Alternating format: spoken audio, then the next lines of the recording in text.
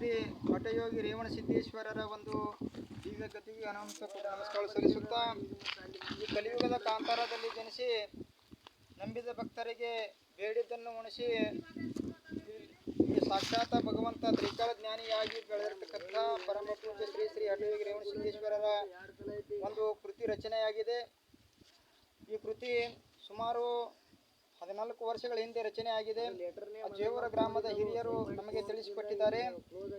ಜೇವೂರದ ಹಠಯೋಗಿ ರೇವಣಸಿದ್ದೇಶ್ವರರು ಈ ಕಲಿಯುಗದ ಕಾಂತಾರದಲ್ಲಿ ಜನಿಸಿ ತಮ್ಮ ದಿವ್ಯ ಶಕ್ತಿಯಿಂದ ಜಪ ತಪವನ್ನು ಗೈದು ಭಕ್ತರಿಗೆ ಬೇಡಿದ್ದನ್ನು ದಯಪಾಲಿಸಿ ಹಾಗೂ ತಮ್ಮ ಒಂದು ಗೋವು ಪ್ರೇಮ, ಪ್ರಾಣಿ ಪಕ್ಷಿಗಳ ಪ್ರೇಮದಿಂದ ಈ ಒಂದು ಕಳ್ಳ ಜೇವೂರು ಅಂತಕ್ಕಂಥ ಒಂದು ಪುಟ್ಟ ಗ್ರಾಮದ ಇವತ್ತು ಪುಣ್ಯ ಪಾವನ ಸುಕ್ಷೇತ್ರವಾಗಿ ಧರಣಿ ಮಂಡಲ ಮೇಲೆ ಮೆರಿತಾ ಇದೆ.